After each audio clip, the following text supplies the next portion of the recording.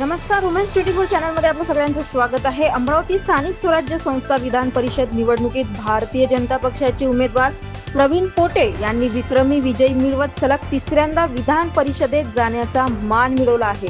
तब्बल 390 मते मिळवत त्यांनी विजयाची हॅट्रिक साधली असून जिल्ह्याच्या राजकारणात भाजपाची ताकद पुन्हा एकदा अधोरेखित झाली आहे.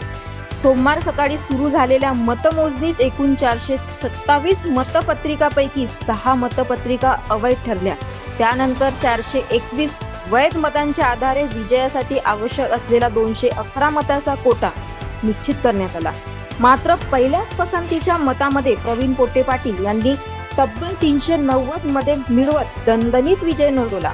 वंचित बहुजन आघाडीचे उमेदवार निलेश विश्वकर्मा यांना 31 मते मिळाली, तर काँग्रेसचे उमेदवार हर्षजित देशमुख यांना एकही मत मिळाले नाही.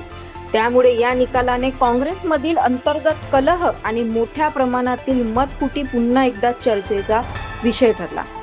विशेष म्हणजे काँग्रेसने आपल्या मतदारांना तटस्थ राहण्याचे निर्देश दिले होते. जिल्ह्यातील काँग्रेसकडे जवळपास 120 मते असल्याचे मानले जात असताना उमेदवाराला एकही मत न मिळाल्याने पक्षाच्या संघटनात्मक स्थितीवर प्रश्नचिन्ह उपस्थित होत आहे.